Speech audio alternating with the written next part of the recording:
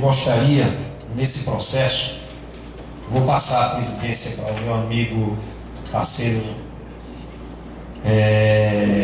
Maurício, por motivos pessoais, ok?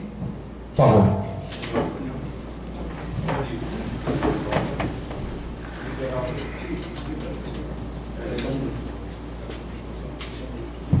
Boa noite a todos e a todas. Eu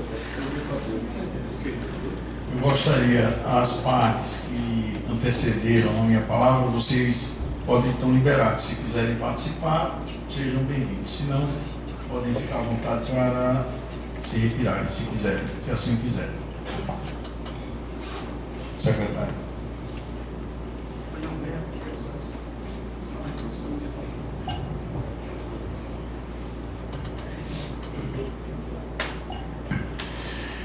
Processo número 011-438-745, denunciado Nilo Zampieri Imóveis, cresce 598J. Denunciante Pedro Germano de Oliveira Silva, cresce 18-1782. Relator conselheiro Pedro Romualdo. Boa noite a todos. As partes se encontram presentes, representadas. Muito bem. O doutor Sávio está representando o denunciante e a doutora Fernanda Marinella está representando o denunciado. Muito bem. Eu passo a palavra para o relator. Processo disciplinar 011-438-745. Representante Pedro Germano de Oliveira Silva. Representado Nilo Zampieri Imóveis Limitado. Relatório. Vieram os autos conclusos para análise e emissão de votos sobre a representação formulada pelo representante Pedro Germano de Oliveira Silva, inscrito junto a este Conselho sob o número 1782, contra a representada Nilo Zampieri Imóveis Limitada, pessoa jurídica inscrita neste Conselho sob o número 598J, tendo como seu representante técnico Nilo Ítalo Zampieri Júnior, inscrito neste Conselho sob o número 595, e Nilo Ítalo Zampieri Júnior, inscrito no Conselho sob o número 595, posteriormente transformado em termo de representação, conforme consta as folhas 63 a 64, em 12 de dezembro de 2014. Consta nos respectivos autos que o representante intermediou várias vendas de imóveis, conforme se observa as folhas 8 a 58, para os representados, cujos mesmos foram angariados das seguintes construtoras: Firma e Peixoto, Enege e Assunção, e que os seus honorários não haviam sido repassados, conforme se observa as folhas 2 a 5 destes autos. Que os valores devidos ao representante pela representada orçam em R$ 43.918,33, conforme se observa as folhas 2 destes autos. Afirma o representante em sua representação que, possivelmente, os representados receberam as comissões das citadas construtoras e não repassaram os percentuais devidos aos corretores de imóveis parceiros, conforme as folhas 4. Que os atos praticados pelos representados infringem a legislação pertinente à conduta do corretor de imóveis no exercício da profissão, conforme preconiza a Lei 6.530/78 e suas alterações, bem como as resoluções emanadas do COFES, do Conselho Federal de Corretores de Imóveis. Foi designada uma reunião com as partes no dia 3 de dezembro de 2014, às 14 horas, na sede deste Conselho, para a tentativa de conciliação. Compulsando os presentes autos, não pude constatar a existência de ata ou algum documento que mencionasse a realização da citada reunião.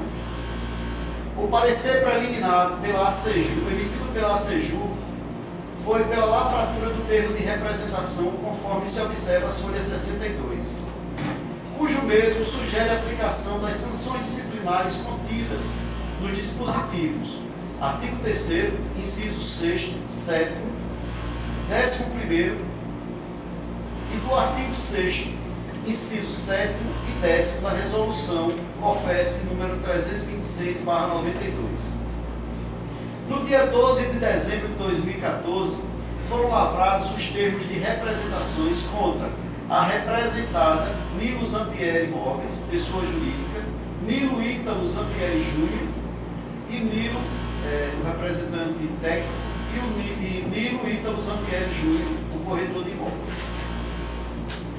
Os representados apresentaram a defesa conforme se observa as folhas 66 a 88, que em tese afirmam a princípio nada deve ao representante, mas reconhece que durante a fragilidade humana pode ter cometido erros e que bastava tão somente que o representante apresentasse quais eram as comissões que não haviam sido pagas, que de pronto as receberia, desde que provasse, o que o representante não fez. Sobre os documentos apresentados pelo representante, os representados desconhecem os mesmos, uma vez que características peculiares aos representados, folhas 94, não estão inseridas nos mesmos, contribuindo mais ainda para desenvolver o sentimento de que nada deve ao representante.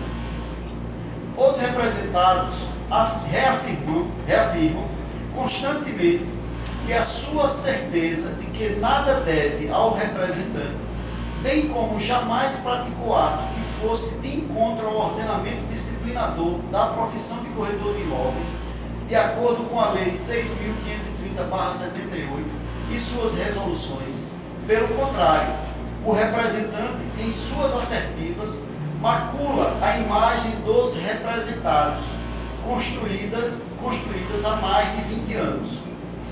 A ACEJUC, a Assessoria Jurídica deste Conselho, apresentou cota de vista, sugerindo à Coordenadoria de Fiscalização que diligenciasse junto às construtoras mencionadas nestes autos, para que se pronunciasse sobre o repasse de comissões para os representados, conforme se observa a folha 137.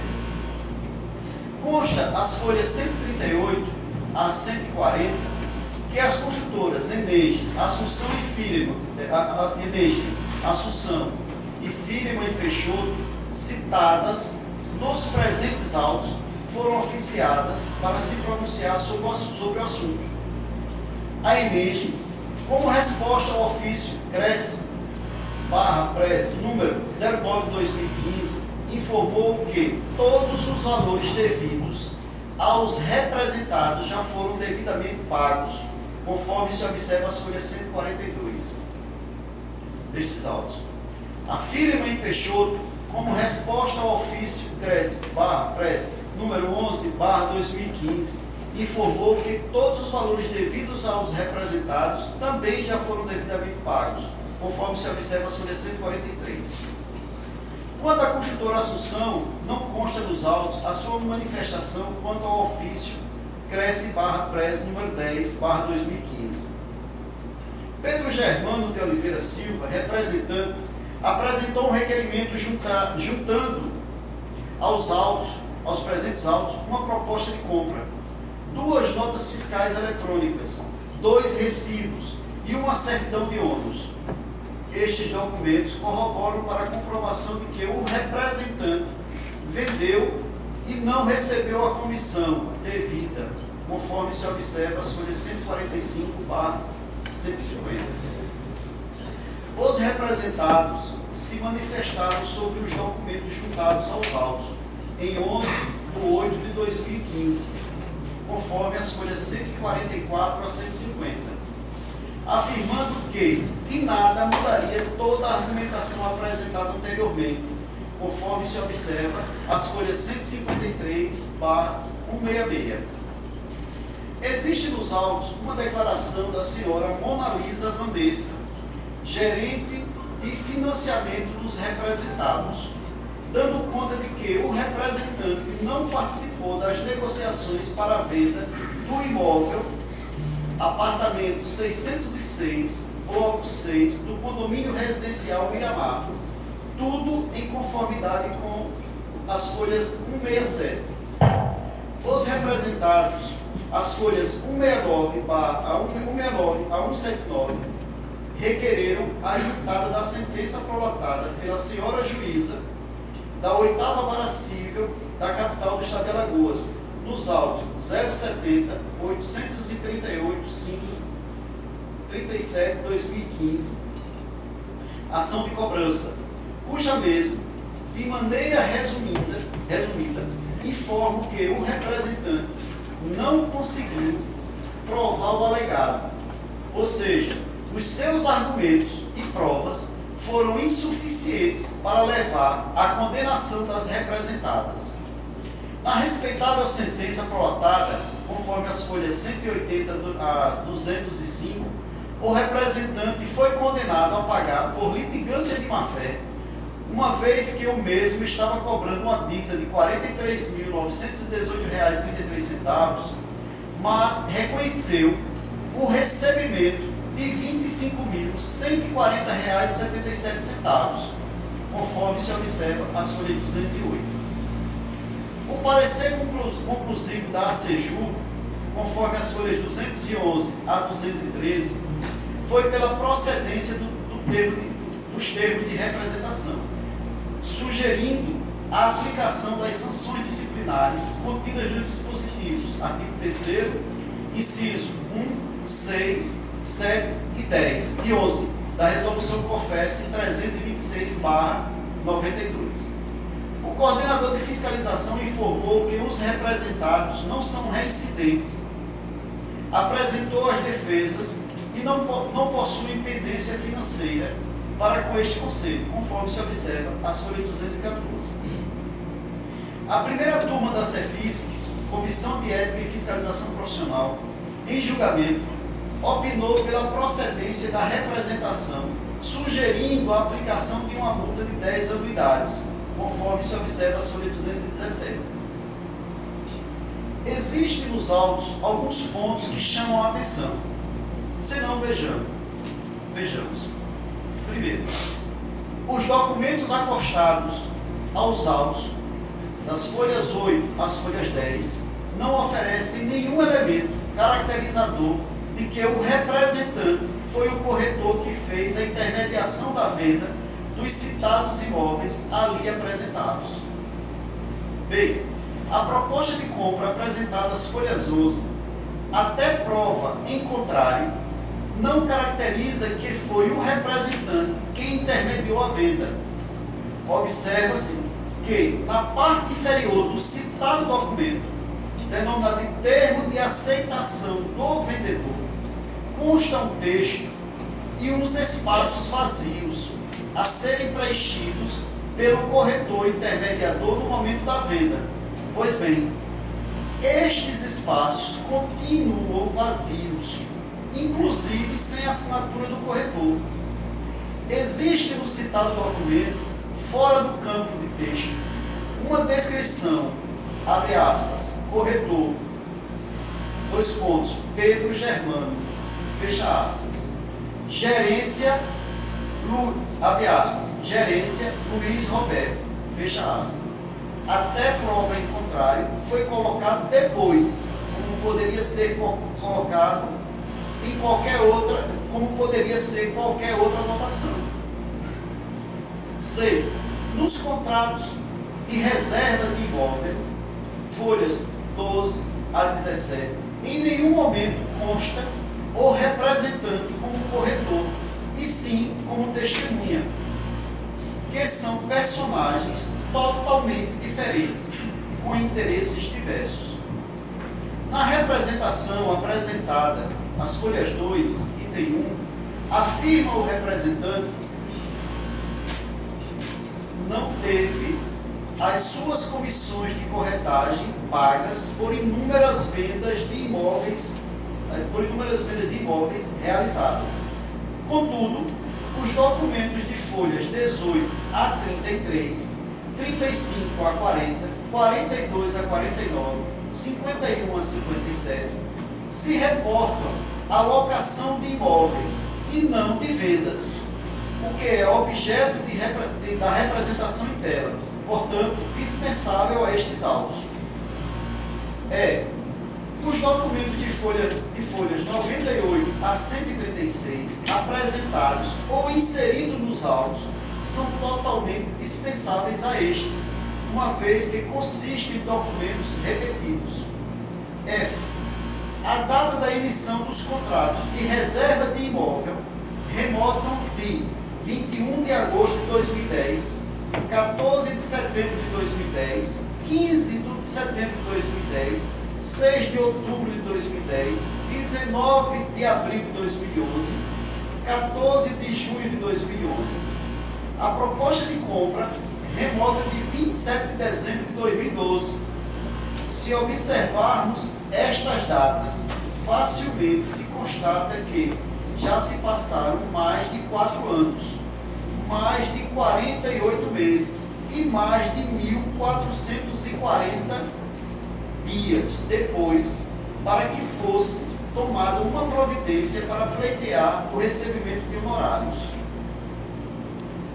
Como exigir de alguém ou de uma empresa alguma informação que foi gerada há mais de 1.440 dias?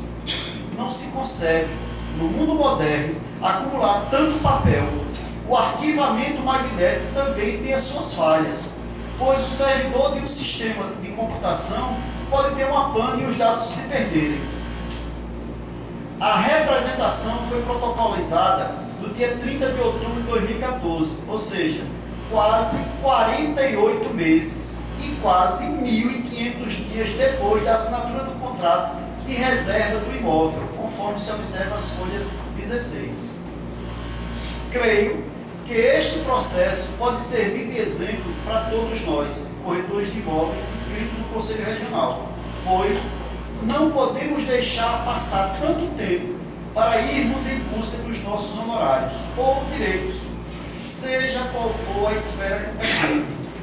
Em assim, não podemos deixar de buscar elementos que sirvam de provas para a caracterização e desenvolvimento do nosso trabalho. Precisamos ser diligentes. Esta profissão de corretor de imóveis tem atraído pessoas das mais diversas áreas profissionais, como mais uma opção de exercer uma atividade profissional, que favorece, contribui para a realização do sonho.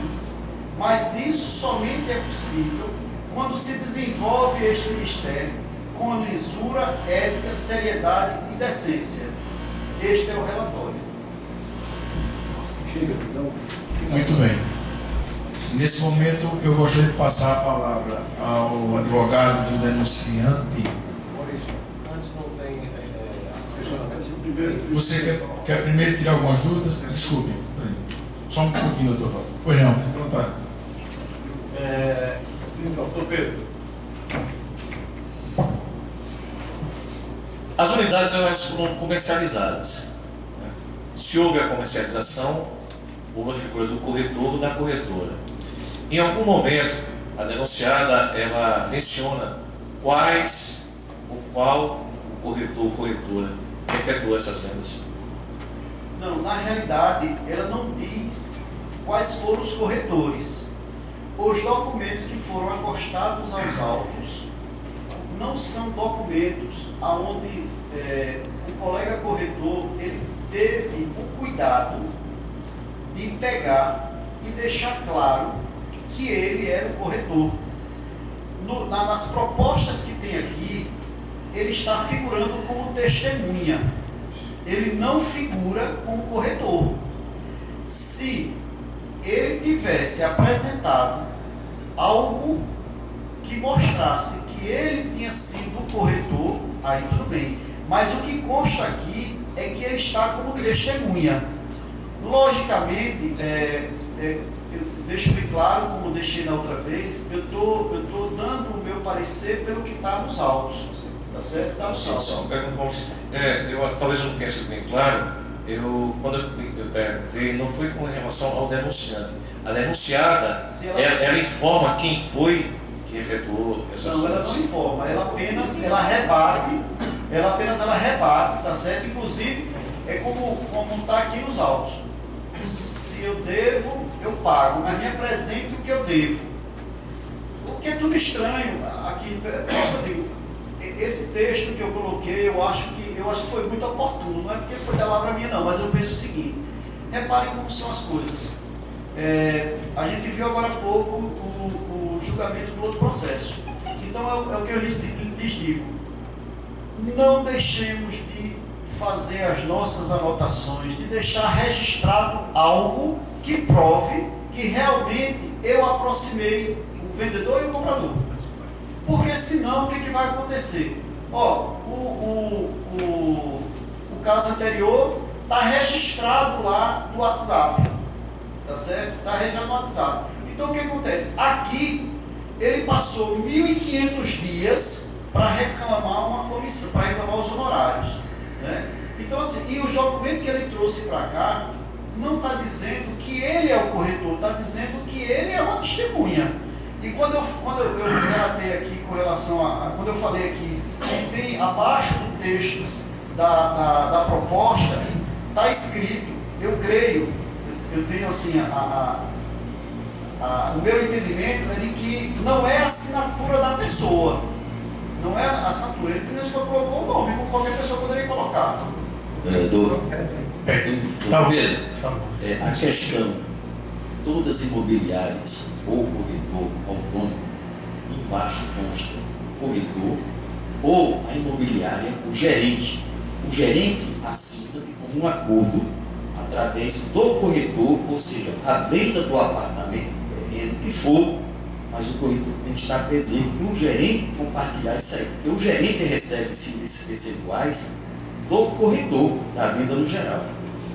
É isso que eu estou achando estranho, constar testemunha e não o nome do corretor, a assinatura. Isso, O Thales está com Quem for falar, por favor, se inscrevam aqui, né? Aí eu volto a dizer, esse é o texto que está aqui. Então, exatamente. Então, o que ocorre? Vamos dizer que essas suas considerações, tá bom? A imobiliária, ela está regularmente inscrita aqui no conselho. O sócio técnico também está regularmente inscrito aqui no conselho. Então, vamos dizer, se não é ele que se apresenta como vamos dizer assim, como corretor aqui nessa proposta, deve ter existido um outro. Mas aqui, é por isso que eu lhes digo, aqui o que eu penso o colega corretor, ele falhou, por quê? Porque ele não trouxe elementos para cá. Ele não trouxe. Numa situação dessa, eu fico imaginando, como eu disse da outra vez, se tivesse ele pego documentos que mostrassem que cada imóvel desse, ele teve a participação, aí tem prova testemunhal, tem uma série de provas que ele poderia fazer, que não fez. E outra coisa, o lapso temporal, 1.500 dias. Eu vi que, eu dei uma olhada no processo e vi que tem só realmente como testemunha. Mas eu não vi, por exemplo, se há local específico para que haja assinatura de um corretor e do gerente, partindo do princípio que a guia de proposta, de um momento desse, não é de uma venda particular, às vezes em eventos grandes. Não é possível que não tenha uma coordenação ou pessoas que façam esse trabalho de venda. Então, não consta em momento algum aí na proposta um local específico para que haja uma assinatura de um corretor de imóveis? Não, aqui tem uma, tá certo? Corretor, tem um local aqui que tem corretor. Certo. Só que ele não assinou como corretor. O que ele tem assinado aqui como testemunha. Ok, mas não consta então nenhuma assinatura de um corretor específico? Aí reparem, aqui tem uma assinatura, tá certo? Que não é a dele, eu creio que não é a dele, tem o do comprador. Tá, mas não há um corretor nessa carimbo que tem alguma coisa. Não há um corretor nessa ação da venda aí, não houve corretor. Reparem bem para vocês, talvez para me esclarecer melhor.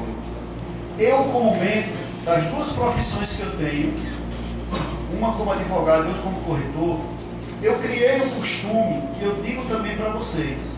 Toda vez que eu faço a minha rubrica, eu coloco o número do meu CRES, como eu coloco também o número da OAB. Aí, aqui tem uma assinatura que eu confesso, não fiz o curso grafotécnico, isso, eu não fiz. Eu não posso saber se essa assinatura aqui é dele. Eu não posso saber. Mas se tivesse aqui embaixo, um carimbozinho, ou cresce, não é tal. Aqui não, ele aqui participou, está aqui a assinatura dele, está aqui.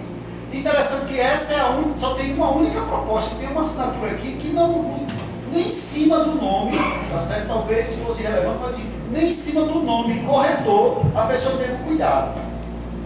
Aí é onde eu volto a dizer, precisa pensar numa coisa futura. Né?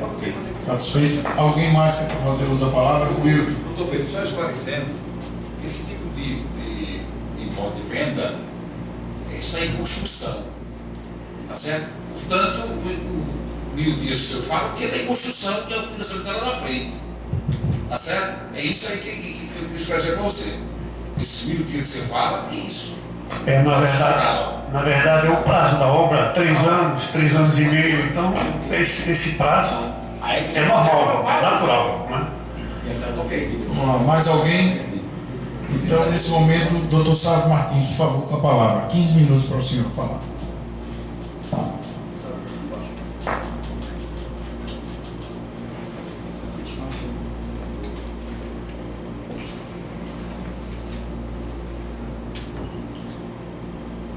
Excelentíssimo senhor presidente, senhores diretores, senhores conselheiros, demais presentes, boa noite. Tenho a honra hoje de ter meus 2 presidentes aqui, o presidente do Cresce, o Marquinto, e a minha presidente da minha segunda profissão, de advogado, nossa presidente Marinela. Veja só, a gente vai tratar aqui é um processo ético, para que a gente tenha bem, saiba onde a gente está pisando, o que é que a gente está discutindo aqui. É evidente que aqui não é a instância cobradora de dívidas. A gente tem que ter em mente isso. Eu estou aqui hoje fazendo essa defesa, também sou advogado do Bruno, que me antecedeu, e eu fiz questão no processo dele de não juntar até a decisão do judicial favorável, porque são instâncias separadas. A gente tem que entender que o processo ético, independente das decisões cíveis, elas são separadas. Aqui se analisa a conduta ética, parte moral da profissão. Então foi favorável, saiu sentença favorável. O processo anterior, a Construarte, o Paulo foi presidente da ADEM, foi testemunha do Bruno, do nosso escritório, saiu sentença, mas assim, tanto é que não foi juntado, foi até reconhecido pela parte adversa aqui, com toda a ética, da existência da sentença favorável. Para que não se misturem os fatos. O mesmo se deve aqui. Não é objetivo, não foi objetivo de Pedro vir aqui forçar o pagamento da comissão dele. Que imagem a gente quer de uma classe que não se respeita?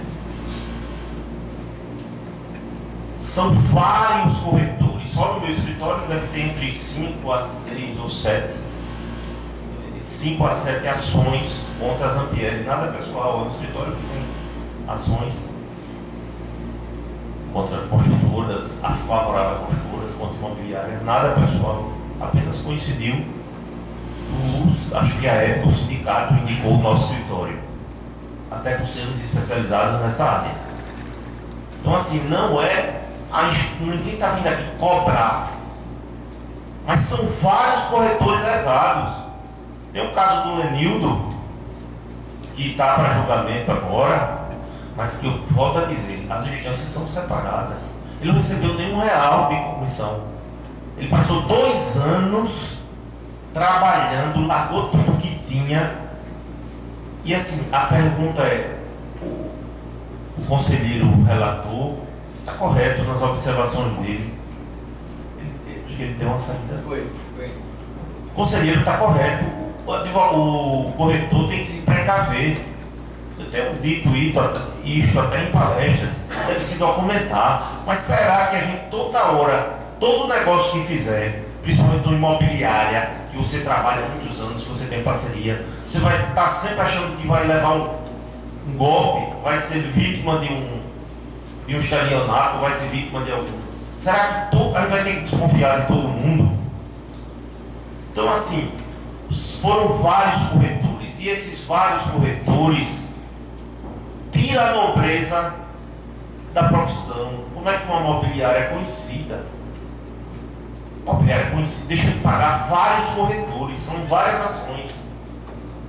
Corretores que se dedicaram, bancaram do próprio bolso, gasolina. Então, assim, vira a sua casa, via o Cresce fazer essa reclamação, para que a gente não jogue na lama todo o trabalho construído para a nobreza da classe. Antigamente tinham denúncias 1000 de corretor disso, corretor daquilo. Hoje a gente vê uma classe, sabe que o Cresce é sério, assim como a OAB também cota na carne. Participei do Tribunal de Ética com muita honra, ainda hoje sou defensor dativo, fui juiz, secretário-geral. Tem que cortar na carne, é verdade, porque o objetivo da ética é o aperfeiçoamento da classe. A gente está falando de justiça, não, a gente está falando de aperfeiçoamento moral. É pela ética que a gente vai, é claro, um trabalho sério e com o trabalho de ética. Consciência moral, deixar de pagar os colegas é muito grave, é conduta muito grave, e a gente só alcança uma sociedade melhor com o aperfeiçoamento moral, primeiro pessoal e segundo profissional, porque a profissão são as profissões que movimentam e fazem a sociedade crescer. Vou fazer umas observações rápidas e vou falar na decisão que saiu. Primeiro, não tem no campo, isso eu conversei hoje com o corretor, ele explicou. Por que o corretor toda vez vai ser testemunha? Ele não era gerente. Porque o campo, orientado pelo seu gerente, que não tem no formulário, para ele ser, até porque seria corretor só para servir de testemunha. Ele não recebe para isso. É evidente que ele assinou no local testemunha, porque foi orientado que não tem um campo próprio. Então isso está bem explicado. E assim, volto a dizer, não é a análise dos documentos, um a um, que vão julgar a conduta ética da empresa. Se ela disse que não deve nada, porque cada imóvel daquele, ela não apresentou, olha, isso aqui foi corretor tal, foi pago. Eu estou, o que eu dever, eu pago. Por que não apresentou a diferença? Não, você está cobrando 40, eu lhe devo 10, eu lhe devo 5. Por que não? Então assim, até nesse ponto, pega de forma bastante contundente a empresa na sua conduta com os colegas. São várias ações. Se fosse só a dele, tudo bem, eu ia pedir até ativamente. Então isso é uma questão, é uma dúvida de apenas um corretor. Não são vários. São vários corretores. Por justamente não ser advogado, porque tem vários colegas, inclusive o relator é também advogado e corretor, por não serem, muitos colegas são lesados, porque não tem a malícia e a esperteza de criar cópia de tudo, de não assinar onde é testemunha. Então é isso. A ética e a postura da empresa, dos representados, devia ser de transparência, que não é, pelo contrário. O colega que entrou no Justiça do Trabalho, que era gerente, que já está em discussão, ele está acusando o cidadão desde quando um corretor de uma imobiliária que tire cópia ou peça um relatório das suas vendas, ele está roubando o documento da empresa. Foi acusado de roubo de documento da empresa. Ora, a informação da sua venda, o relatório da sua venda, se você é corretor, isso é um documento público. Então foi acusado até de crime de roubar documento de empresa. Então fora outras práticas. Senhor presidente, gostaria só de fazer Sim. esse fato diz respeito ao processo? Doutora, a senhora vai ter sua palavra e aí a senhora pode defender. Mas A senhora terá. eu vou fazer uma prazo. observação para a colega. Aqui trata-se de ética. Tanto é que a representação é o mesmo Doutora processo. Fernanda, a senhora terá o seu tempo. Eu não tenho de classificação o processo todo, porque... Mas Ele está falando e a senhora terá o seu tempo. a senhora pode falar o que a senhora Conclua, quiser por favor. aqui. Se eu quiser falar sobre a rua, aí eu vou perder meu tempo. Doutor Sávio, Todo no processo. Vou continuar. Mas assim, inclusive, não é tão técnico, eu vou até dizer, não precisa a pessoa contratar advogado, nem chegar aqui e ser experiente, não. Você faz a representação, pode ser tomada a termo aqui, verbal, faz por escrito. Quem vai fazer o enquadramento, quem vai analisar, é o conselho e a assessoria jurídica. Não é igual a petição inicial técnica, não. Então, a representação dele aponta, sugere algumas infrações, que são muitas, prejudicar interesses que foram confiados, violar a obrigação legal, praticar no exercício profissional ato que pode definir como crime ou contravenção, prejudicar os colegas, exercer profissão com falta de zelo, discrição, lealdade e probidade, entre outras. Agora veja só, a falta de... A má-fé é tão grande que assim, foram ingressadas várias ações, apenas a do Pedro Germano foi julgada, vou trazer para cá, mesmo sendo instâncias separadas. Ele não é advogado, foi entregue para ele a defesa da Zampieri na justiça. Pedro, analise os documentos. Eu acho que ele olhou rápido. Ele olhou rápido e disse, realmente eu recebi algumas comissões. Ele teve a ética de dizer, não, recebi algumas. Aí quando foi consultado, olha pessoal, meus caros julgadores, folha 232 de processo e 254. O mesmo recibo, os senhores verem, mesmo, sendo colocado igual, é o mesmo, mesma caneta, mesma data, mesmo valor, tudo igual, não é outro recibo. De caneta abaixo, se sabe que as informações só vão até a assinatura da pessoa. Você não pode colocar a informação embaixo. Então assim, no processo, isso vai ser objeto, saiu a sentença. Com certeza a minha colega vai dizer que o colega foi condenado, saiu, mas eu vou recorrer para o tribunal a pagar em dobro porque ele cobrou a mais. E acho que alguns recibos, se detalhe, por má fé também. Quando eu digo má fé aqui, não é nada pessoal, para que os que não são advogados... me permita, o senhor tem 3 minutos para concluir.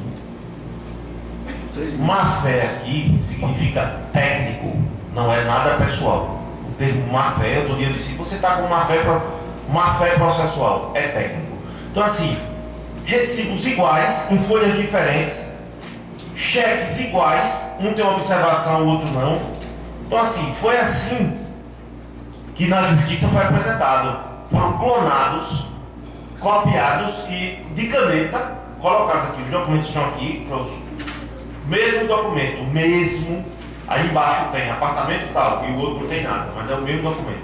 Então assim, foram copiados, vou usar o termo clonado, mas tecnicamente seriam copiados os documentos, para que com um valor que ele talvez tivesse recebido dos 40, um exemplo, 5 mil ou 10 mil no máximo, porque ele também não tinha direito a ficar com nada. Senhores conselheiros, não tinha, e os recibos normalmente não diz nada, só se refere ao apartamento, ao empreendimento tal, não declara. E se você reclamasse, não recebia mesmo. Então assim, a imobiliária poderia pelo menos ser mais transparente com os seus corretores. Então volto a dizer aqui, esse conselho precisa dar uma resposta às inúmeras reclamações que existem contra a Zampieri por conta da sua falta de transparência e conduta indevida do ponto de vista técnico. Nada pessoal, estou aqui como advogado, não tenho nada pessoal contra o Zampieri, pela sua conduta com os corretores. Falta de transparência, são várias ações. Então, onde tinha testemunha é o corretor, porque o corretor que vai estar brincando para ser testemunha. Então, assim, era ela que devia dizer: não, todos esses apartamentos, esse aqui foi vendido, esse não foi, está aqui o recibo, não foi ele, mas foi o outro. Não é aqui a instância que vai dizer qual o valor que se deve, mas é a conduta de uma forma geral. A nossa classe, aqui me coloco também, que é a minha segunda profissão, com muito orgulho, embora exerça muito mais advocacia, a nossa classe chegou num ponto que não dá para voltar. Não dá para voltar. Temos uma caminhada longa ainda, qualificar melhor os corretores, orientar para que as recomendações do nosso colega relator sejam realmente, os corretores precisam de mais informação para se precaver mais. Mas assim, o que está sendo julgado aqui é a falta de postura na quitação de deveres para com colegas. É muito grave. E eu complementaria, só para finalizar, que assim, até nos autos do processo, vários documentos de outras imobiliárias. Doutor Sábio, eu tenho que interrompê-lo, me permite, porque realmente acabou o tempo. 30 segundos, por favor. Então, assim, o que está em jogo aqui é a conduta de uma forma geral, não especificamente se o recibo tal foi ou não. Até porque seria uma obrigação da imobiliária, quando foi provocada, não fazer uma defesa geral. Não, paguei, se eu dever alguma coisa, ele me diga. Não, é a imobiliária que teria a obrigação. Então, esse ponto, com essas considerações, e só, antes que eu esqueça, prescreve em 5 anos a cobrança de honorários profissionais. Então, esse tempo também é decorrente da demora do financiamento. Obrigado, doutor. O corretor do Minha Casa Minha Vida só recebe quando da quitação. Agradeço a atenção. Agradeço a sua participação e quero franquear a palavra agora aos conselheiros. É a hora dos esclarecimentos. Os senhores podem perguntar aqui o que tiverem dúvidas. Por ordem de inscrição, eu aceitarei a palavra dos senhores, por favor. E em seguida passarei a palavra para a doutora Fernanda Marinella. Nenhuma pergunta? Nenhuma pergunta? Então, concedo a palavra à doutora Fernanda Marinella. A senhora tem 15 minutos e um acréscimo de 30 segundos. Fique à vontade.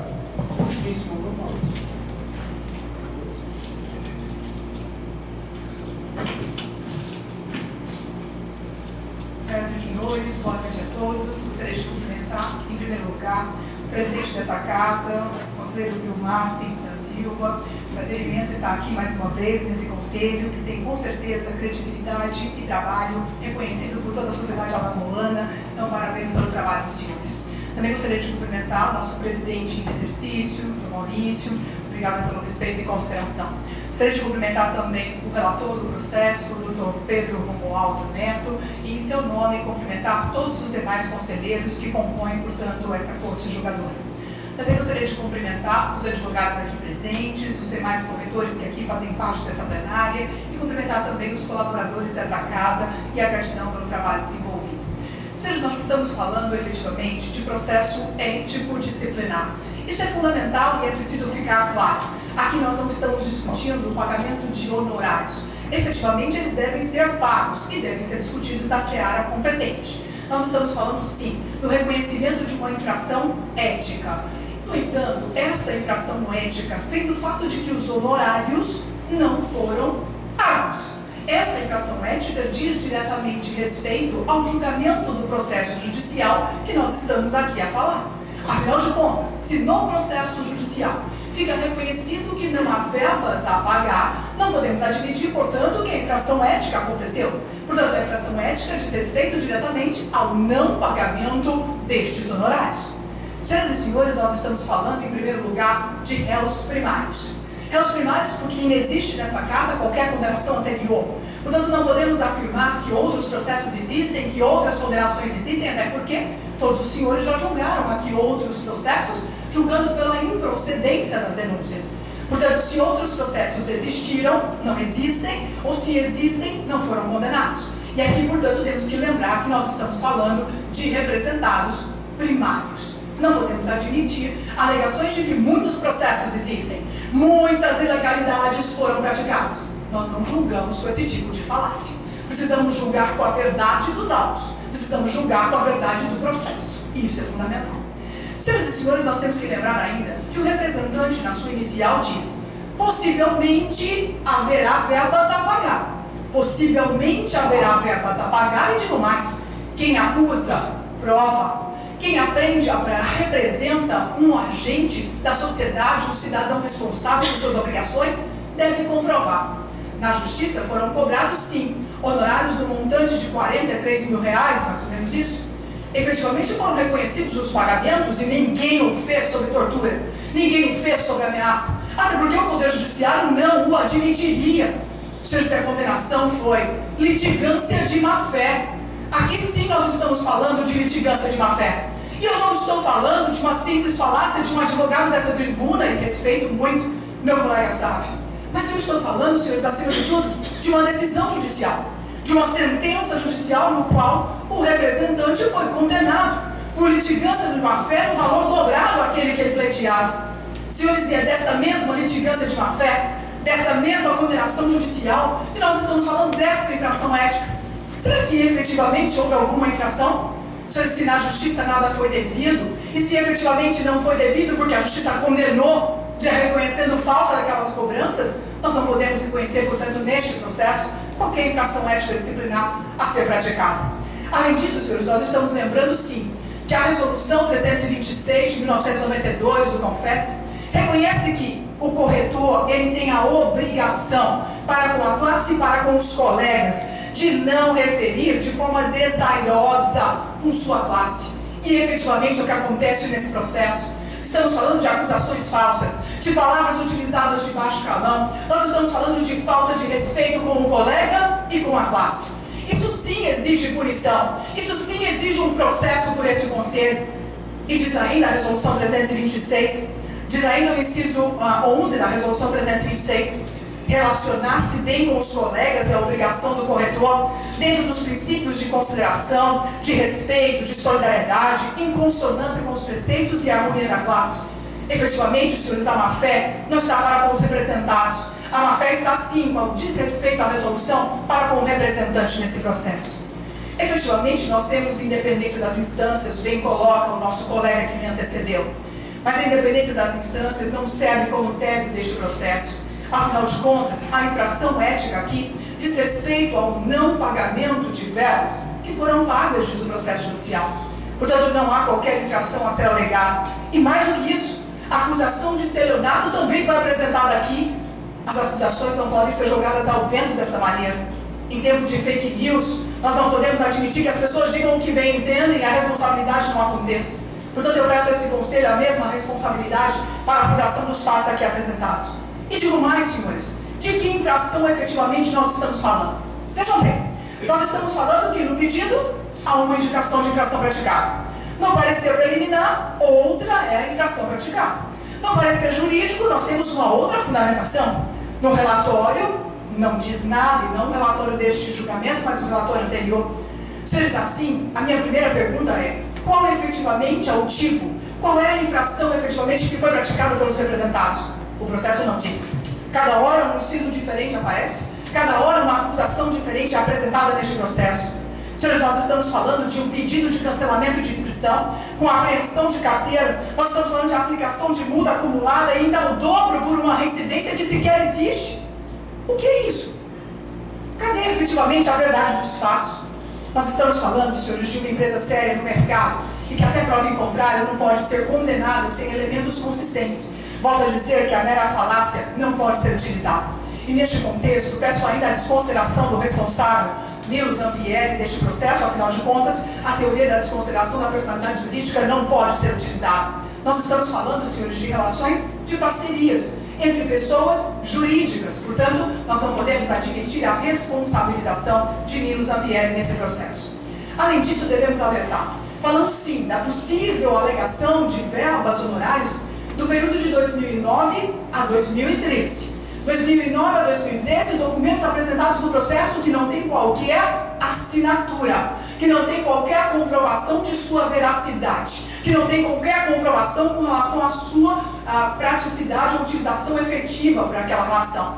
Nós estamos falando de uma reclamação apresentada somente em 2014. E bem disse a conselheira Débora no processo anterior, nós temos que lembrar sim, o tempo não significa referência. É possível sim reclamar depois de muitos anos, se depois de muitos anos se teve conhecimento do desrespeito, o que efetivamente não acontece. Porque desde 2009 a relação continua, e assim se continua até 2013. Portanto, se havia verbas a pagar, por que não foram cobrados? E assim foram reconhecidas lá no processo judicial que foram pagas. E se efetivamente foram pagas, por que novamente foram cobradas?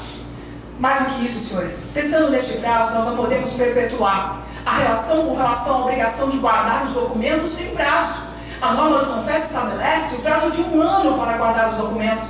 Portanto, não tinha a representada a obrigação de comprovar efetivamente. Até porque, bem sabe o nosso colega advogado que me antecedeu, que quem aponta, quem acusa, deve apresentar as provas, o que efetivamente não aconteceu no processo. Senhores, o corretor, ele tem efetivamente a obrigação do resultado. E na obrigação do resultado, efetivamente, o direito às verbas e ao pagamento, portanto, destes honorários. Nós estamos falando, senhores, de documentos juntados no processo que efetivamente não comprovam a venda. Bem colocou o nosso relator, nós temos propostas, nós temos contratos de locação, nós temos documentos que poderiam indicar uma iniciativa, uma tratativa, mas não necessariamente a concretização dessas vendas. Esses documentos não existem no processo. Portanto, são documentos sem origem, sem assinatura e que poderiam ser produzidos em tempos de tecnologia por qualquer pessoa, senhores. Não há uma assinatura. Tem espaço para isso? Tem. Poderia ter sido feito? Com certeza. Outros cuidados deveriam ter sido tomados? Sim. E por que contratos de locação são juntados no processo? Quando eu peço então a cobrança pelos honorários da venda. Senhores, é preciso perceber que juntar documento por juntar documento não resolve. 40 documentos foram juntados no processo, disse o nosso relator, de forma repetida. Talvez para impressionar, talvez pensando que os senhores não tomariam cuidado com relação a cada um dos documentos juntados. Mas é claro que isso não irá acontecer, senhores. Portanto, nós precisamos ter a certeza de que a prova tem que ser produzida sim por quem acusa. E isso é fundamental. As obrigações, senhores, pelos documentos apresentados, se é que eles têm alguma veracidade, estão em aberto. Não há qualquer comprovação de que a negociação aconteceu, de que a venda efetivamente foi formalizada. E os senhores corretores, mais do que eu, sabem que 70% dessas negociações não se efetivam, não se concretizam, ainda mais em tempo de crise. Senhores, sem dúvida alguma, a documentação não existe. E cadê a certidão de venda? Cadê a comprovação de que a venda efetivamente aconteceu? O próprio representante diz na sua inicial, possivelmente verbas são devidas. E alguém vem ao Cresce para acusar falta de ética, falta de respeito com possivelmente verbas são devidas? Efetivamente ele tem que saber o que ele trabalhou e o que ele tem direito. E portanto não é possivelmente verbas foram realizadas. Isso nós falamos ainda. E é importante saber, se as construtoras dizem que efetivamente pagaram, a prática do mercado era o pagamento feito diretamente à Zampieri, feito diretamente ao parceiro. Se as construtoras dizem que efetivamente pagaram, todos receberam. Diferente disso, a parte deveria ter apresentado as provas. Quem efetivamente está agindo com deslealdade? E eu pergunto aos senhores, quem efetivamente está desrespeitando a tão digna e importante profissão de corretor? Quem efetivamente está agindo com deslealdade, com falta de respeito e dignidade perante a profissão?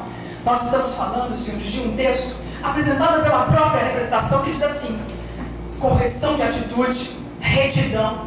Alega os denunciantes que o profissional de corretagem deve agir com dignidade, com honradez em sua profissão, desempenhando suas atividades imobiliárias com zelo, com probidade, com absoluta atenção às regras e à conduta descrita pelo Estatuto de Ética.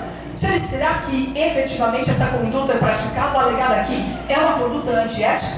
E digo ainda, nós estamos falando agora de nulidades do processo, senhores. Importante observar que o processo administrativo ético, ele é um processo solene, ele é um processo formal. Nós estamos falando de um processo punitivo e, portanto, as regras e as bases são as mesmas do processo penal. E num processo punitivo, eu não posso condenar alguém por simples fake news. Não posso condenar alguém por alegações e documentos que sequer têm provas ou veracidade ou assinatura e assim por diante.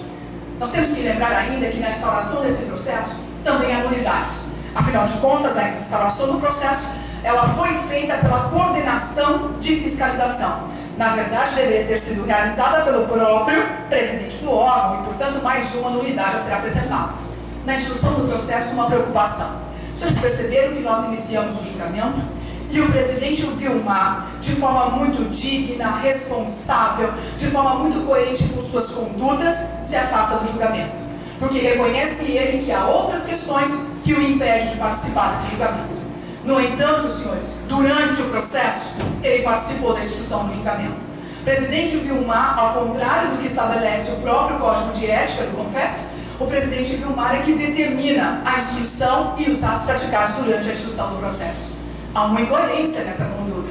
Vamos lembrar ainda, a assessoria jurídica, diz o nome, respeitada a assessoria jurídica e parabéns pelo trabalho desenvolvido, mas a assessoria jurídica, senhores, neste processo julga. Não só assessora, mas profere decisão de mérito no processo. É assessoria, o próprio nome já o diz, não faz parte do que diz a resolução do próprio CONFES. Não é para condenar e não é para produzir convicções de mérito, senhores. E mais uma nulidade existe nessa questão. É importante lembrar que não cabe à assessoria esse tipo de entendimento ou de julgamento. Senhores, além disso, também é importante perceber no que diz respeito à nulidade quanto ao relatório conjunto desse processo. O relator, após concluída a instrução, deverá submeter o processo à Comissão Ética e Fiscalização Profissional para a elaboração de um relatório conjunto, no qual incluirá e indicará qual foi a falta cometida e qual a sanção cabível. Senhores, infelizmente, o nosso relatório é um pedaço de papel com um X na procedência. Ninguém sabe efetivamente qual foi a infração. Ninguém sabe efetivamente qual foi a alegação e o fundamento para tanto. É uma folha com um X na procedência da representação. Senhores, em tempos de processo administrativo, em que o Supremo Tribunal Federal diz todo o processo administrativo tem que ser conforme um modelo constitucional, tem que respeitar o contraditório, tem que respeitar a ampla defesa. Senhores, como uma parte pode se defender de forma plena, se ninguém sabe ou sequer se sabe de que está sendo acusada. Ora é o inciso 1º, ora é o inciso 6º, ora é o inciso 7º, ora é o artigo 6º, inciso 7º, e assim inúmeras acusações e aleatórias aparecem durante o processo. Senhores, nós precisamos ter efetivamente a acusação para efetivamente elaborar uma defesa de forma verdadeira. Portanto, desta maneira como o processo está, são inúmeras nulidades. Aplicar a procedência desta representação é um grande absurdo. Nós estamos falando de um processo com inúmeros problemas formais. É claro, Fernanda, o importante é que a ética prevaleça, eu também acho. O importante é que a ética prevaleça e que a verdade do processo, acima de tudo, é a que seja reconhecida nessa plenária. Senhores, nós estamos falando de um processo e não de factóides. Portanto, nós estamos falando de um julgamento dentro de um processo administrativo muito importante para esta casa. Também é importante observar, senhores, que nós estamos falando de incompetência do CRES, e assim já colocou o advogado que me antecedeu, não cabe, é claro, aqui o reconhecimento no que diz respeito às verbas serem pagas, e sim ao reconhecimento ético. Mas devo lembrar ainda que a resolução de número 146 de 1982, no seu artigo 15, parágrafo 2º, estabelece de forma clara a obrigação de guardar os documentos durante o período de 1 ano. Passado esse período, a obrigatoriedade inexiste. Então, como alegar que 5 anos depois a empresa deverá apresentar esses documentos se sequer o representante sabe? Porque ele diz, possivelmente, eu tenho algo a receber. Se nem ele fez um caderninho com as anotações. Senhores, sinto muito. O processo é feito de provas e não de alegações simplesmente soltas. Nós estamos falando de fatos que precisam ser provados. Senhores, nós estamos falando efetivamente de um processo administrativo disciplinar e, mais uma vez, eu ressalto, neste processo, as penas e as acusações devem ser pré-estabelecidas antes deste momento, Doutora, antes desse julgamento. Tem 3 minutos, a senhora, para concluir. Obrigada, Luiz. Então, nós estamos falando de um processo que não efetivamente realizou todas as suas etapas, de um procedimento que não cumpriu as suas formalidades, de uma infração que não existiu. Nós estamos falando de uma situação que judicialmente já foi reconhecida que não se deve. Como eu posso admitir, senhores, a condenação? Porque outros processos foram ventilados. Como eu posso admitir a condenação? Porque alguém chega aqui e diz, outros processos estão em andamento. Cadê os outros? Nós estamos falando efetivamente de norma legal. Nós estamos falando efetivamente de processo. E tudo isso tem que estar documentado e provado. Senhores, tanto na via judicial quanto neste processo, as partes tiveram a oportunidade de produzir as suas provas. As partes tiveram a oportunidade de contar a sua verdade. E o fizeram. E se não o fizeram, porque não são verdade. Dessa forma, requer aos senhores a improcedência desta representação e que efetivamente a justiça seja aplicada e reconhecida nesta feita. Muito obrigada, senhores. Muito bem, senhores. Esse momento eu peço, a doutora pode até esperar. Alguém quer esclarecer alguma coisa com a doutora Fernanda? Algum conselheiro gostaria de fazer uso da palavra? Por ordem de inscrição, por favor. Boa noite, doutora. Eu só queria tirar uma dúvida, porque isso já foi ventilado uma outra vez e está dentro do processo. Por que a Constituição, se você puder me ajudar a responder, por que no caso da imobiliária não tem realmente, nas relações de negociação, um espaço para quando o corretor de imóveis, já que se trata de uma empresa que trabalha com corretores de imóveis, só tem essa questão do testemunho?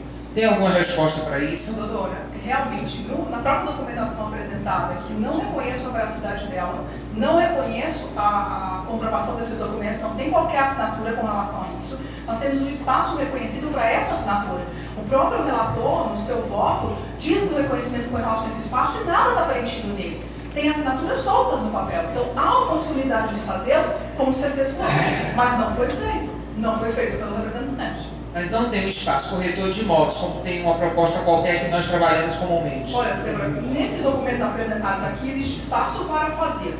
Efetivamente, assim como colocou o relator do processo, o aperfeiçoamento vem acontecendo, sem dúvida alguma, e com certeza isso também está acontecendo por parte das Ambiel e de outras imobiliárias também. Então, com certeza, esse espaço hoje já é efetivado, mas os documentos apresentados têm esse espaço para fazer, e não foi feito. Até porque devo ressaltar que muitos documentos aqui apresentados são propostas que não efetivamente são comprovações de vendas. Nós estamos falando também de documentos de locação.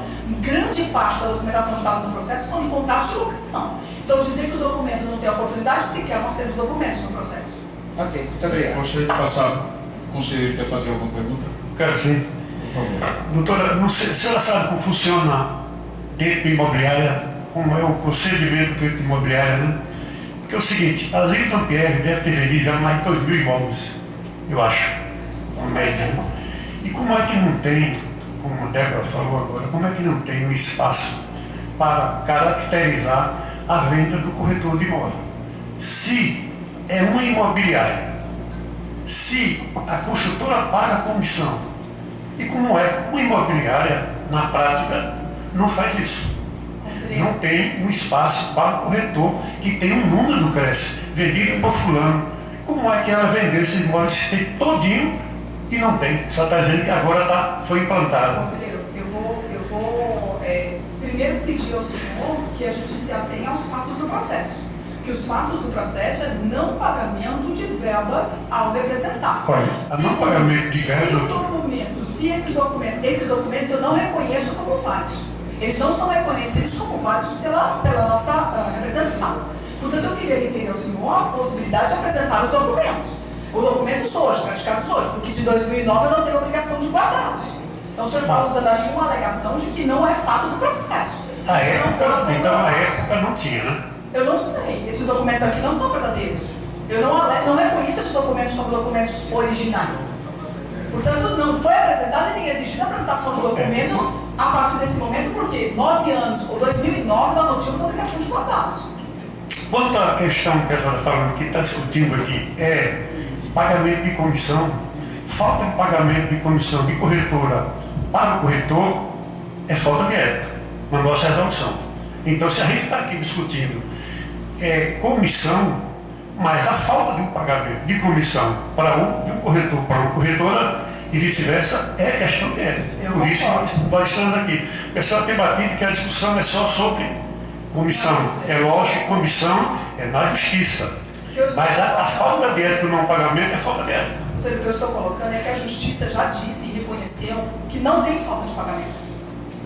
Se a falta de pagamento é questão ética, eu concordo. Mas se não há falta de pagamento e a justiça reconheceu que não há falta de pagamento, reconheceu por litigação. Já transitou em julgado a sentença? Não transitou em julgado, senhor. Mas eu não posso dizer que teve a violação. Se eu tenho uma decisão dizendo que não teve. Senhores, só nós estamos, eu acho que nós estamos indo para um campo de discussão que, se eu lhe conceder a palavra, eu vou conceder a réplica. Pois não. Com a palavra, sabe? O colega falou. Pois não. A decisão não transitou em julgado. Inclusive, uma das alegações do recursais é que foi encerrada a instrução sem ampla defesa. Aí vai ser pedida a nulidade da sentença. Entenda só. As informações estão precisas. A colega falou com precisão. Eu só queria dizer o seguinte: nós não vamos. Eu concederei, só um minuto. Eu queria dizer somente o seguinte: nós não vamos. Não estou franqueando a palavra para a gente discutir com o advogado do denunciado. Nós vamos pedir esclarecimento e depois eu vou ampliar essa discussão e nós vamos ter um momento de discutir. Ok? Por favor. Eu gostaria de ressaltar que nós estamos falando de uma decisão judicial, de um processo judicial que tramitou regularmente, em que o representante reconhece que já havia recebido por esses valores e que, portanto, teve a condenação de litigância de má-fé. Houve o reconhecimento com relação ao pagamento destes valores. Se há a possibilidade de recurso, ok, eu não disse o contrário disso. No entanto, nós estamos falando de uma decisão judicial em que o representante reconhece no processo que recebeu. Como pode ele aqui no CRES alegar agora que é uma infração ética que ele não recebeu, se lá no processo judicial ele reconhece que recebeu? E nós juntamos neste processo a decisão judicial. Mas pelo que eu sei, pelo que eu vi, ele reconhece parte, né? Ele não reconhece a totalidade. Ele reconhece partes e o judiciário reconhece que houve litigância de má-fé com documentos que não eram verdadeiros. Com a palavra, conselheiro Helder Pita, por favor. Doutor Marinella, senhores conselheiros, nesse processo a gente está falando, trazendo uma decisão judicial para nós aqui. No processo anterior não foi juntado. Sabe, inclusive, já ressaltou isso aí. Então acho que a gente tem que deixar essa decisão fora, entendeu? Tem que se haver aos fatos do processo, como ele está montado. A decisão. Na realidade, nós não vamos fazer nenhum pré-julgamento agora. A gente Exatamente. tem que, objetivamente, pedir algum esclarecimento, doutor. Eu vou liberar. Eu gostaria de esclarecer, conselheiro. Na verdade, o processo judicial foi juntado no processo. Ele está nesse processo ético. Tá? O processo judicial está no processo ético, por isso que eu estou alegando. Ele é fato do processo, tá? Ok, então está esclarecido. Ok, obrigado. Alguém mais gostaria de fazer uso da palavra? Eu não sei se a doutora lembra da outra vez, eu questionei que talvez a ausência de documentos que comprovem a falta de ética da Zampieri seja até pelas práticas que ela realiza diariamente. Em 2013 e 2012, eu vendi 4 unidades do Gran Jardim da Tâmara Construções. E eu fui receber os meus honorários na época lá e não teve recibo. Então eu não tinha como comprovar. Desculpa, isso não cabe na discussão. Eu não tinha. Eu, como presidente, fico numa situação de cotar a palavra. Só um minuto. Foi passada a palavra, eu vou ter que dar meu ponto de vista. Não estou aqui, não estou julgando ninguém. Me desculpe, doutor Tadeu, eu gostaria. Você tem que perguntar à doutora, por favor. Eu estou na presidência e eu não posso, como presidente. E eu estou perguntando a quem? Não, mas você está colocando uma coisa pessoal sua, uma situação pessoal sua. Não precisa Escute só. Ela falou que não existia provas concretas no processo e disse que, em virtude de, em 2009 a 2013, muitas das comissões não eram pagas em virtude da crise. Quero lembrar, doutora, que em 2009 a 2013 foi a melhor época do nosso mercado imobiliário. Inclusive, eu vendi e lá na Zampieri não recebi o dinheiro. Não assinei nada, não assinei recibo, e eu acho que essas práticas, se não estão sendo realizadas até hoje, eu espero que tenha melhorado. Eu peço, doutor, por favor, eu gostaria que vocês não considerassem essa questão pessoal dele com a empresa. Porque não cabe. O que cabe aqui é esse processo. Doutor Tadeu, o senhor quer que me orienta sobre isso? Na verdade, nesse momento é para criar dúvidas. A doutora está ali, o doutor Sábio também esteve, para tirar dúvidas. Não são perguntas. O processo que vocês têm que fazer para que seja esclarecido, vocês tenham consciência na hora de votar. Pronto, então, doutor, mas a minha dúvida para ela seria: hoje, a Zampieri, se eu chegar lá e fazer Essa é uma pergunta. Obrigado. A colocação dele. Olha, senhor, eu não tenho essa informação para o processo que não deveria ter sido requerida, mas acredito que ela seja praticada e gostaria de pedir, inclusive, que o conselheiro não participasse da votação, presidente, porque há um impedimento com relação à relação, inclusive, com a própria empresa. Diante do requerimento da doutora, eu coloco a palavra para um minuto, doutor Sábio, para o doutor Tadeu. O que é que o senhor me orienta? Nesse caso, é o pedido dela para ter o contraditório, mas para ter o contraditório, todo pedido tem que ouvir. Eu estou primeiro consultando a minha assessoria jurídica. O que ele me orientar, eu passaria a palavra ao senhor também. Depois, só pela ordem, a colega fez o requerimento. O contraditório, aí o parecer. Aí depois, eu não falo. Doutor Sábio, primeiro eu vou perguntar ao doutor Tadeu se cabe o requerimento da doutora. Em primeiro lugar, o requerimento que foi feito, o plenário é soberano para definir se acata ou não. Porém, a colocação do conselheiro Edivaldo apenas disse o seguinte, que ele recebeu o dinheiro, então ele não disse que a Zampieri não pagou. Não existe nada contra a Zampieri. Pelo contrário, disse que recebeu o dinheiro. A Zampieri não lesou, apenas ele não assinou o recibo, apenas isso. Né? Do ponto de vista, não tem nada contra. Mas o plenário é soberano para definir o que a doutora pediu. Então eu gostaria de pedir a decisão plenária do pleito da doutora. Pois não, com a palavra do doutor. Diga. Pois não. Eu vou concordar inteiramente com a colega. A forma como, por mais que ele diga, ou que alguns tenham entendido que não foi uma opinião pessoal, pareceu, eu concordo, acho que o colega devia se abster. Se ele espontaneamente não se abstiver, o plenário decidiria sobre. Era essa a minha. Mas eu concordo perfeitamente. Agradeço o entendimento dos senhores, então vamos dar prosseguimento. Alguém mais quer fazer uso da palavra? Bom, então nesse momento eu chamo a palavra Pedro Romualdo para que ele profira o seu voto e que a gente, a partir daí... Maurício, tem que definir primeiro a questão requerida pela doutora com relação a Edivaldo. Se ele vai se abster, vai se abster. Ok. Obrigado, Edivaldo. Anotação.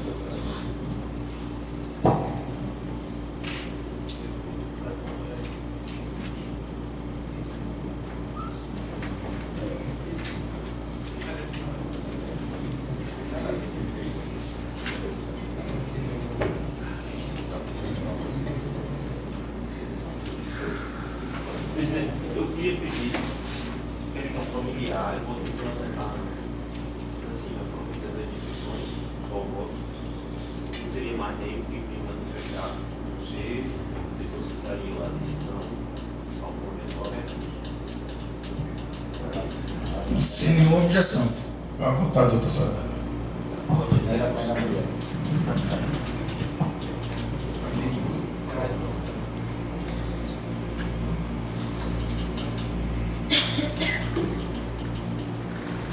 A palavra ao conselheiro Pedro Romualdo.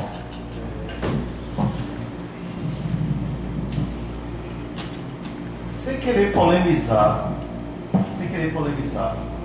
tem uma indagação que foi feita, eu não sei se é oportuno, com relação à questão da assinatura. Eu perguntei. Foi, né? Pronto. Sem querer polemizar. Na realidade, os documentos que estão aqui, eles não têm, não são, só tem um que é proposta. E onde tem o nome do corretor, ele não assinou. Tá certo? Que a doutora não tá entendendo? Pronto. Voto. Pelo exposto, levando-se em consideração todo o conteúdo processual, não vislumbro elementos que pudessem levar os representados a uma condenação, uma vez que as provas apresentadas nestes autos são frágeis e inconsistentes. Por estes motivos, voto pela total improcedência da ação e pela total improcedência da representação e pelo arquivamento dos presentes autos. Este é meu voto. Muito bem, senhores. Nesse momento, gostaria de saber se alguém propõe algum voto alternativo para o processo disciplinar. Eu proponho. Pois não, doutor Edilson. Qual é o pagamento de 5 anuidades. Muito bem. Nós temos. Pois não. Qual é a justificativa? Bom, porque vi no processo, eu li esse processo também, e vi que realmente a Nilo não pagou as comissões desses corretores. Porque no processo não tem, no meu entender, a quem foi pago essas comissões. Não foi juntado o comprovante do pagamento ao corretor nesses imóveis. Foi juntado, a construtora declarou que pagou a comissão dos corretores, a empresa, né, declarou. Então a minha justificativa é essa, pela seguridade. Muito bem. Então há mais alguma proposta? Nós temos aqui um voto alternativo do conselheiro Edilson Brasileiro pela aplicação da pena com multa de 5 anuidades. E temos o voto do relator que pede pelo arquivamento do processo. Então, nesse momento, eu vou perguntar o seguinte: quem estiver com o relator, levante o braço.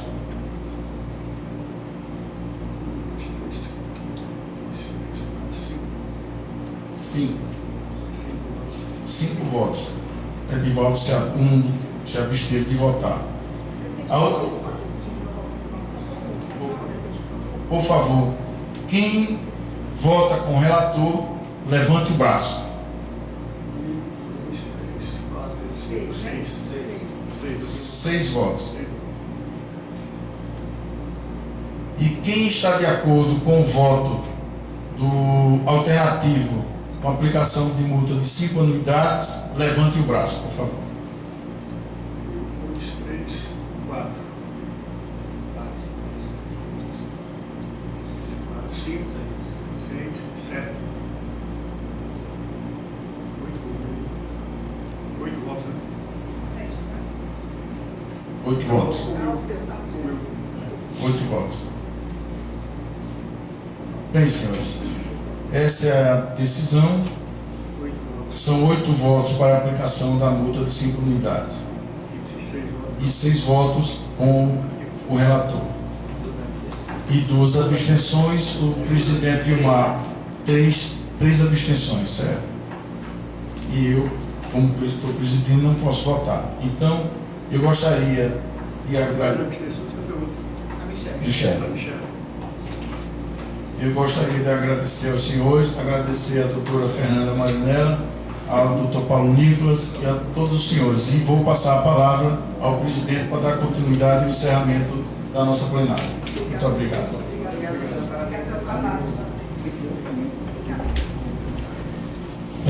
Pessoal, gostaria de dizer que está 1 a 1, né? Perdeu?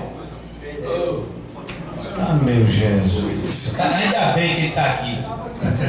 Doutora, vai com Deus. Um abraço, tudo de bom, meu irmão. Parabéns.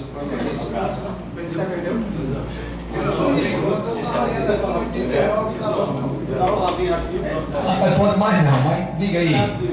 É porque assim, só queria dar uma palavra, é rápido. É porque eu não venho aqui, mas para essas coisas. Então eu já tive assessoria do Júnior, do Tadeu. Então a gente vê muito o pessoal falar fora. Só que é a primeira vez que eu estou aqui. E eu queria só parabenizar, porque é a primeira vez que eu vejo como o CRES funciona. Quem está lá fora não sabe o trabalho que você tem aqui dentro. Obrigado. Muito obrigado. Por isso eu queria dar uma palavra, porque eu mesmo não sabia.